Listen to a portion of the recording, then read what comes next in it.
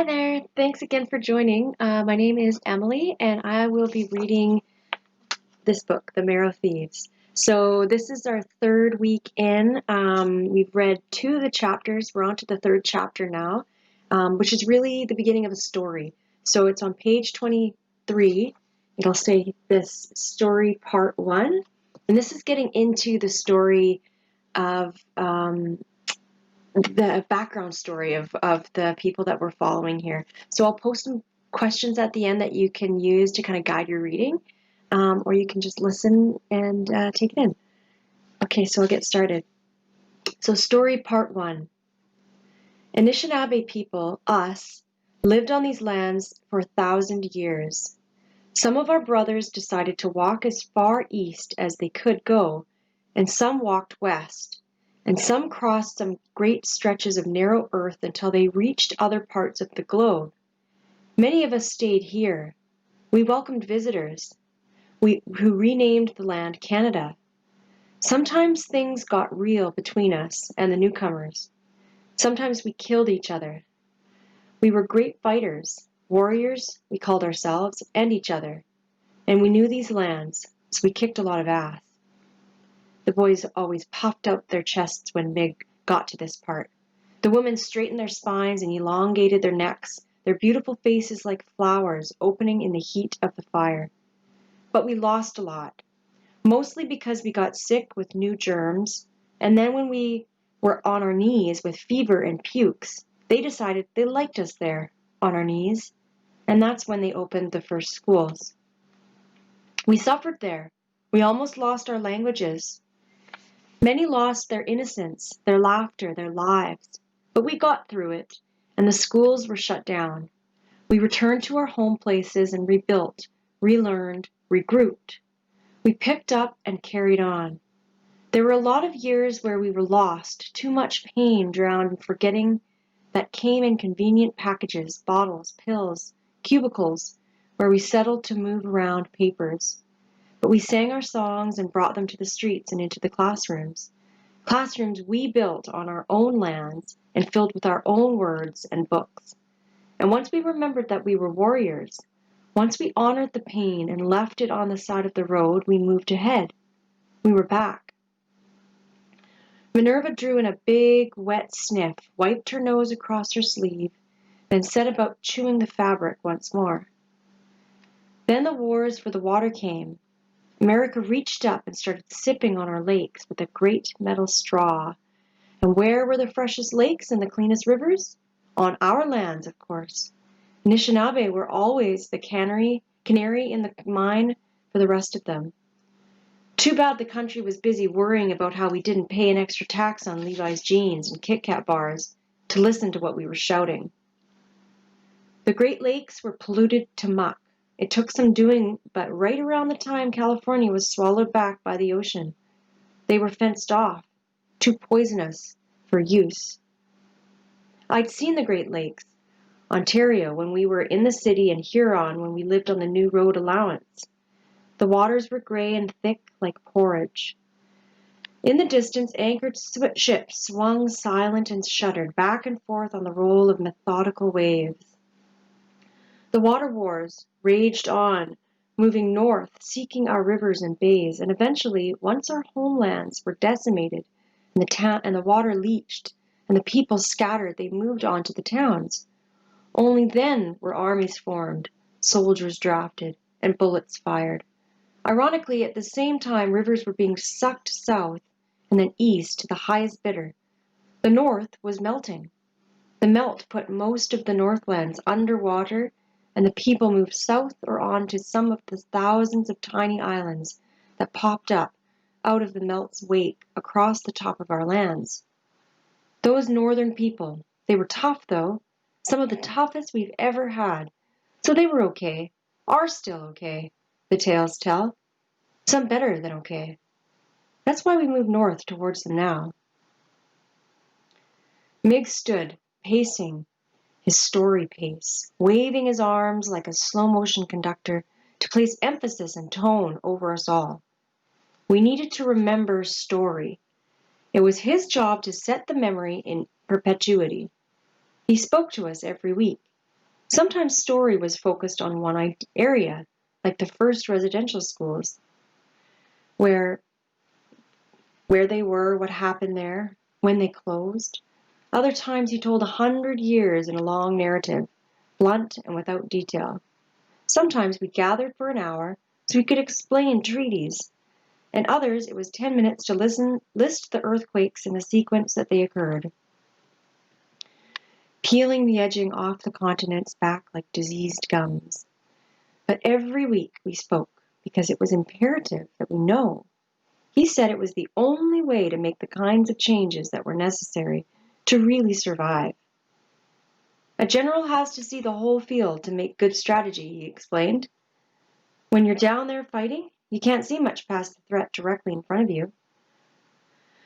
The water wars lasted 10 years before a new set of treaties and arrangements were shook upon between world leaders in echoing assembling halls. The Anishinaabe were scattered, lonely, and scared. On our knees again, only this time there was no home to regroup at. Meanwhile, the rest of the continent sank into a new era. The world's edges had been clipped by the rising waters, tectonic shifts, and constant rains. Half the population was lost in the disaster and from the disease that spread from too many corpses and not enough graves. The ones that were left were no better off, really. They worked longer hours, they stopped reproducing without the doctors, and worst of all, they stopped dreaming. Families, loved ones, were torn apart in this new world. He stopped suddenly, the fire bouncing over the planes of his face, something so sad it hurt to look in his eyes. And then the rain started again. He couldn't continue, couldn't walk us into the darker parts of the story, not now. Enough for tonight, then. We packed up what lay about while the fire still burned, carrying the tarp we used as a dining room table over to the tents. I heard her call. French? I sighed and dropped my shoulders, still smiling. Yeah, Ri? Can't sleep. This was fast becoming the routine. I heard story. She did not. So she would ask me to tell her stories, innocently enough, but desperate for some understanding, the understanding that was withheld from her youth, so that she could form into a real human. Before she understood that some saw her as little more than a crop. Be there in a minute. Okay. I pegged the tarp between RiRi's and Minerva's tents so that they'd have a little covered walkway, should they have to use the washroom during the rainy night. I carried over the cleaned latrine bucket and a smaller bucket half filled with water for washing up. Then I took my boots off at the door and joined RiRi in her tent. Till last month she'd shared a tent with Minerva. She was getting older and it demanded some space, which was granted. We encouraged independence in our family. We never knew when anyone would be on their own, even at 7. The tent was small and the firelight from outside made everything the same red as the vinyl walls. She had made a nest out of her blankets in the middle on top of her blue ground tarp, away from the walls that could hold condensation and spread dampness in a good enough downpour. I lay beside her on top of the blankets. Her pillow was like all of ours, a case stuffed with folded clothes. There was no room for extras in the camp. Everything did double duty. Before I'd even laid my head down, she was after a story. Tell me what happened, French, please. Ri, you know I can't tell you. But why? Why can't I know? She lifted herself up on an elbow, pleading. It's no fair. I get sent away all the time. I rolled over on my back, reaching up to tap the raggedy dream catcher I'd bent out of branches and filled with vines for her so that it swung on its string. It's for your own good. She squinted at me in the red gloom. That's a load of bull. I deserve to know my own history. It was getting more difficult to reason with her, especially when she made sense. RiRi had just been a baby when I joined the camp, newly walking and bucket trained. For some reason, she quickly grew attached to me. Meg thought I must have reminded her of someone from her original family. Whatever the reason, I often had a chubby shadow throughout my day. Now that she was a real kid with her own duties and her own mind, it was becoming increasingly hard to relegate her to the shadow and to ignore her requests for information. for background to her difficult life. Ri, Slopper was allowed to hear the story when he was younger, I began. What? That's no fair. She was up on her knees in a flash. How come he got to hear? Relax, relax. I pushed her shoulder, trying to get her to lie down. Listen to me, please. I stopped talking until she grudgingly lay back on her side, facing me. Slopper was allowed to hear his story a couple years ago when he was young. He didn't even hear it all, and it didn't turn out so well. But I'm not Slopper, French. She had sprung back. I can handle it. I'm mature for my age. I laughed at this. I know that's true, Ree. You're practically a grown-ass lady. She pursed her lips, checking my face for mockery. When she found none, she gave me a stiff thank you. But it's about timing. Meg will let you know the whole story when it's time. Slopper was pretty messed up for months after.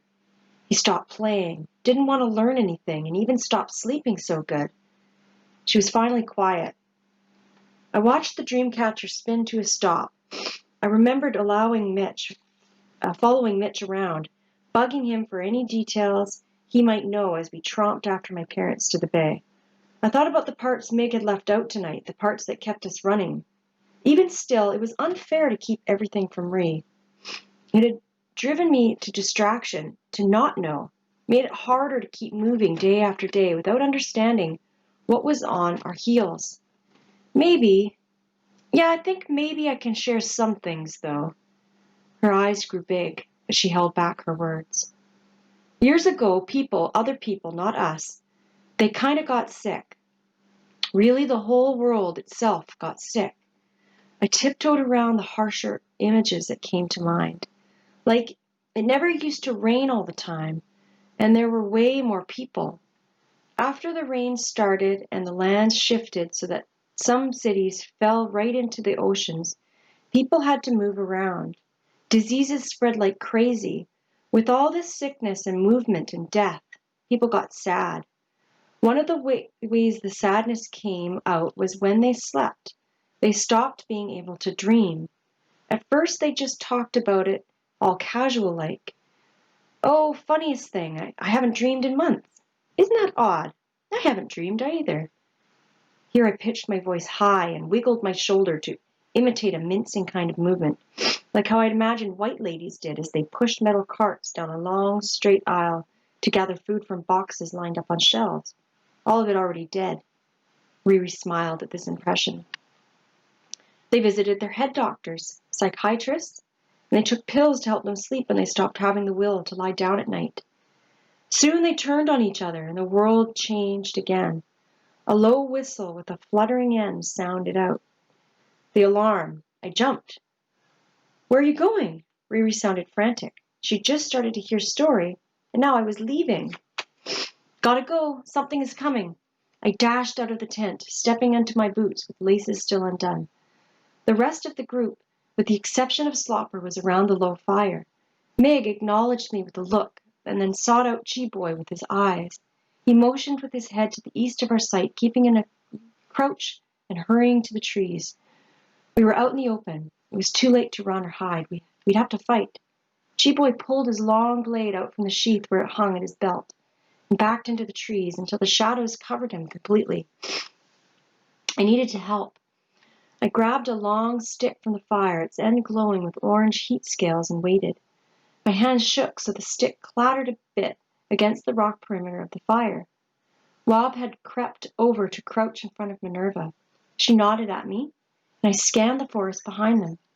Sweat dripped down the bridge of my nose. I blinked as if that would relieve its slow, maddening itch. Then I heard it. Footsteps in the bush. Not heavy steps, light and cautious, just like a recruiter on the prowl. I raised the stick behind me like a bat, pulling it up and over like a sword. I could hear the sizzle of the lit tip by my ear. Closer. I swallowed hard and almost coughed, catching it at the last minute, so that my eyes teared over. I heard Mig owl call to G-Boy, who answered with deep silence. Closer.